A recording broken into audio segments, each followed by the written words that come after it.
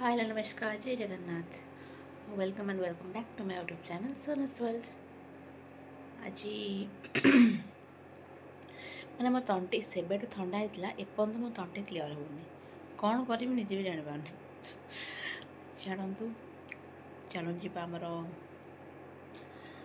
ନୀତିଦିନିଆ କାର୍ଯ୍ୟକ୍ରମ ମାନେ ରୋଷେଇ। ଚାଲ ଭିଡ଼ିଓ କଣ୍ଟିନ୍ୟୁ କରନ୍ତୁ। ଚା'ଟା ମୋର ହେଇଗଲାଣି। ଏପଟରେ ମୁଁ ପାଣି ବି ବସାଇ ଦେଇଛି, ଗରମ ଗରମ ପାଣି। High high. ତାପରେ ମୁଁ ଚାଲିଲି ଏବେ ଛାତ ଉପରୁ ଡ୍ରେସ୍ ଫ୍ରେସ୍ ଶୁଖେଇବା ପାଇଁ। ଅଲରେଡ଼ି ବାପା ଆଣିକି ସେ ବେଡ଼ସିଟ୍ ଫେଡ଼୍ ସବୁ ଶୁଖେଇ ଦେଇଥିଲେ। ଆଉ ମୋର ବି ବହୁତ କମ୍ ଥିଲା ଶାଢ଼ୀ ଫାଢ଼ୀ, ତ ମୁଁ ଆଣିକି ଶୁଖେଇ ଦେଲି। କ'ଣ ପାଇଁ ନା ମୋତେ ବି ସକାଳୁ ସକାଳୁ ଟିକେ ଯେଉଁ ମାନେ ଖରାଟା ଟିକେ ଖାଇବା ପାଇଁ ଭଲ ଲାଗେ। ମାନେ ଖରା ଠିଆ ହୁଏ ୱିଥ୍ ଶାଢ଼ୀ ବି ଶୁଖା ହେଇଯିବ ତା ଭିତରେ ଆଉ କ'ଣ। କାହିଁକି ନା ମୁଁ ବହୁତ ଚାଲାକ। ଆପଣଙ୍କ ସେପଟରେ କେମିତି ଖରା ହେଉଛି? ଆମର ତ ସକାଳୁ ସକାଳୁ ବହୁତ ଜୋରସେ ଖରା ହେଉଛି। ଆଉ ଏ ଖରାରେ ଠିଆ ହେଲେ ଟ୍ୟାନ୍ ବି ପଡ଼ିଯିବ ସେମିତି। ତ ସେଥିପାଇଁ ଯିଏ ବି ଖରାରେ ବାହାରୁଛନ୍ତି ସନସ୍କ୍ରିନ୍ ଲଗେଇକି ନିଶ୍ଚିନ୍ତ ବାହାରିବେ, ଠିକ୍ ଅଛି? ଆପଣ ଯଦି ମୋ କଥା ନ ମାନିବେ ତାହେଲେ କିଛି ପ୍ରୋବ୍ଲେମ୍ ନାହିଁ, କିଛି ହେବନି, ଖାଲି ଟିକେ କଳା ହେଇଯିବେ ଆଉ କ'ଣ। ହାଲୋ, ମୁଁ କ'ଣ କଲି ଏପଟେ ଶାଢ଼ୀ ଫାଢ଼ୀ ଶୁଖେଇବା ଚକ୍କରରେ ମୋ ଚା' ବସେଇ ଦେଇକି ଆସିଛି, ଭୁଲି ବି ଯାଇଛି। ବାବାଟା କ'ଣ ହେଉଛି? ଗୁରୁବାର ସାର ବା ମାଘ ମାସେ ବସିବ ଏବେଠାରୁ। ଆଉ କି ବାବୁ ସୁବାସ ଆଉ ଗୋଟେ ମାସ ଗୋଟା କଳା ଧାନ ନ ବାଛିଲେ ହବନି।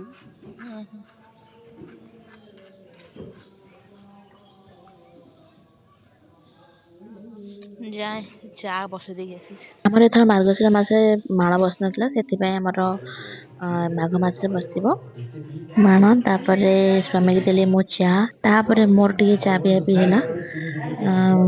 ଆଜି ପାଗଟା ତ ଏମିତି ଥଣ୍ଡା ଥଣ୍ଡା ପାଗ କରୁଛି। ଏକଦମ ଏବେ ଯେଉଁ 2-4 ଦିନ ହେବ ଯେଉଁ ଥଣ୍ଡା ପଡ଼ିଛି, ଚା ଟିକେ ନ ପିଇଲେ ହବନି।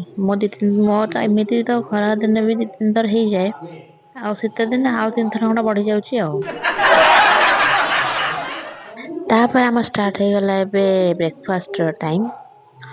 ତ ମୁଁ ଏବେ ପିଠା ଗୋଳେଇକି ରଖୁଛି, କାହିଁକିନା ବିରି ଚାଉଳ ଅଲଗା ଅଲଗା ଆମର ବଟା ହେଇକି ଥିଲା। ତ ସେଥିପାଇଁ ଆମର ଗୋଟେ ଜାଗାରେ ମା କହିଲେ ଟିକେ ଗୋଟେ ଜାଗାରେ ତାକୁ ଗୋଳେଇ ଦେ, ମାନେ ବିରି ଆଉ ଚାଉଳଟାକୁ। ଆଉ ଏତେ ଥଣ୍ଡା ଥିଲା ମାନେ ସେ ଯେଉଁ ବିରି ଚାଉଳ ବଟାଟା, ମୋତେ ଲାଗିଲା ଯେମିତି ମୋ ହାତ କୋଲାପ୍ସ ହେଇଯିବ। ଆଉ ଏମିତି ତ ଥଣ୍ଡା ପଡ଼ିଲାଣି, ତା ଦେହରେ ପୁଣି ଏଇ ଯେଉଁ ଥଣ୍ଡା ଥଣ୍ଡା ଜିନିଷ ପୁଣି ଗୋଳେଇ ଗାଳେଇକି ରଖିବାକୁ ପଡ଼ୁଛି। ହେ ପ୍ରଭୁ, କି କଷ୍ଟ! ଖାଇବା ପାଇଁ ଏସବୁ କରିବାକୁ ହିଁ ପଡ଼ିବ। ତାକୁ ଲୁଣ ପକେଇକି ଗୋଳେଇ ଗାଳେଇକି ଥୋଇଦେଲି। ତାପରେ ଟିକେ ସମୟ ରହିଯିବୁ, ତାପରେ କାହିଁକିନା ଲୁଣ ଟିକେ ଟାଇମ୍ ଲାଗିବ ନା। ତାପରେ ଟିକେ ଏବେ ବାହାରେ ଫ୍ରିଜରେ ଥିଲା ନା, ତ ବାହାରକୁ ଆସିଲା ପରେ ଟିକେ ଥଣ୍ଡା କମିଗଲେ ତାପରେ ଯାଇ ମୁଁ ପିଠା କରିବି। ତ ହେଇଗଲା ମୋର ରେଡ଼ି ପିଠା ପାଇଁ। ତାପରେ ବାପା ଯାଇଛନ୍ତି ଗାଧେଇକି ଆସିଲେ, ତାପରେ ଯାଇ ପିଠା ହବ ଆମର। ଦେଖନ୍ତୁ ମୁଁ ଗୋଳେଇ ଗାଳେଇକି ରଖିଦେଇଛି। ତାପରେ ଆମର ତାୱା ବସିଲା, ତାପରେ ପିଠା ଆମର ଗୋଲ ଗୋଲ ହେଇଗଲା। ଆଉ ବାପାଙ୍କର ମୋ ହଜବେଣ୍ଡଙ୍କର ପୁରା ପତଲା ପିଠା ଦରକାର, କାହିଁକିନା ସେ ମୋଟା ପିଠା ଟୋଟାଲ ଖାଇବେନି। ଆଉ ମାଆଙ୍କର ମୋର ଯାହାହେଲେ ଚଳିଯିବ, କିନ୍ତୁ ବାପାଙ୍କର ଆଉ ହଜବେଣ୍ଡଙ୍କର ଟୋଟାଲ ବି ଚଳିବନି। ତ ସେଥିପାଇଁ ପୁରା ପତଲା ପତଲା ପିଠା କରିବି। ସେ ଚିନି ସହିତ ଖାଇବେ ମାନେ ହଜବେଣ୍ଡ, ତାପରେ ବାପା ଖାଇବେ ଆଉ। ଆଉ କିଏ ଟିକେ ଥଣ୍ଡା ହେଇଗଲେ ଖାଇଦେବେ, ଇଏ ଥଣ୍ଡା ହେଲେ ବିଲକୁଲ ଖାଇବେନି। ପୁରା ଗରମ ଗରମ ଦରକାର ପିଠାଟା। ତ ସେଥିପାଇଁ ମୋର ପୁରା ସାଙ୍ଗେ ସାଙ୍ଗେ କରିବି, ସାଙ୍ଗେ ସାଙ୍ଗେ ଦେବି, ସେଇଟା ଠିକ୍। ଆଉ ରଖିଦେଲେ ତ ସେ ବିଲକୁଲ ବି ଖାଇବେନି ସେ ଜିନିଷ। ତାପରେ ମୁଁ କହିଥିଲି ମୁଁ ଟିକେ ଆଜି ପୁରୀ ଆଉ ବରା ଖାଇବି। ଆଉ ମୁଁ ପୁରୀ ବରା ସହିତ ଖାଇଲି ଛୋଲେ, ଆଉ ମା ଖାଇଲେ ପିଠା ସହିତ ଛୋଲେ ତରକାରୀ। ତ ଯାହା ଯେମିତି କରିକି ଖାଇଦବା କଥା, ଆଉ କ'ଣ ଏତେ ବାରିବ ଗୋଟେ ଖାଇବାରେ। ତାପରେ ମା ଆଉ ହଜବେଣ୍ଡ ଗଲେ, ତାଙ୍କର କିଛି କିଣା କିଣି ଥିଲା ବାହାରକୁ।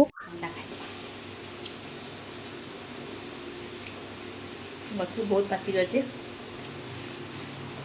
ବାପା ରଖିଥିଲେ ଆଜି।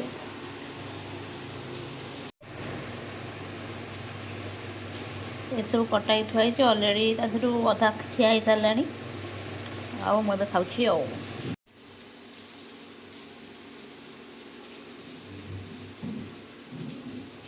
गोटे आम कोबी भजा चलती आलू भी भजा हम ए मसला बाटी मुझे रखी ये बस डाली एपटे मु इंडक्शन में बस दी भात आईटा हम आज सतुला माने अमृतभंडा सतुला जो तापर आम इवनिंग रे गलु टिके बुलाबुली करने स्वामी मोर कड़े जाटा आप देखते जापर आम आसिक पहुँची गलु मेला रे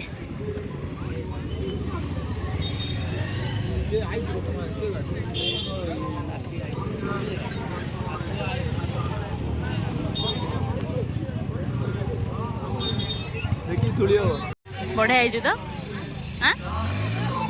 कुकु हाँ कौन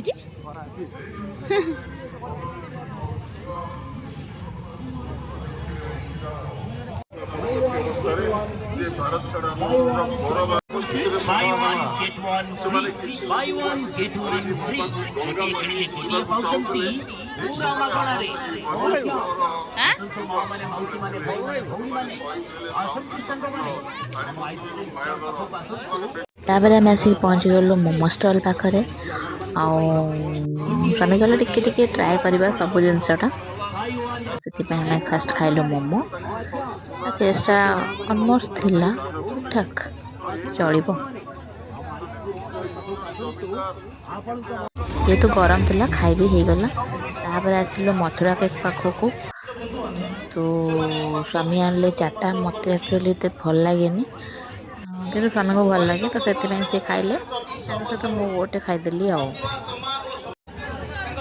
तापर आनलु लंका चप से ट्राए कलु ठीक ठाक थिला अवश्य लंका चपटा किंतु गरम थिला बोली खाई हेलानी भलसे खाइलु चाट पापड़ी चाट सेटा भी गोटे हाफ ही आनिलु कौन पाइना आम फुल आनले मु खाई परिबिनी मेन कथा नष्ट हम से हाफ आनलु दी जन मिसी खाईदेलु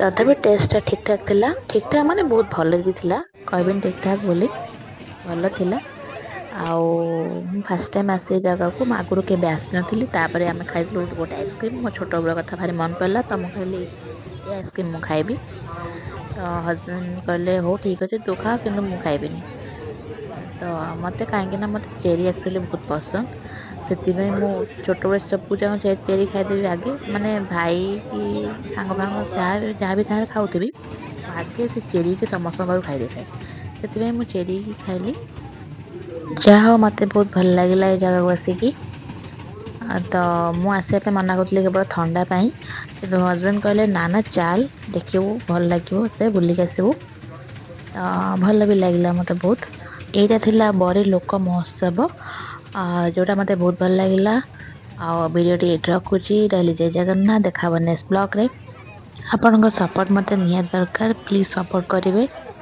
आपन तो सब्सक्राइब भी करना लाइक करूँ सब्सक्राइब करूँ शेयर भी करूँ रही जय जगन्नाथ बाय गुड नाइट।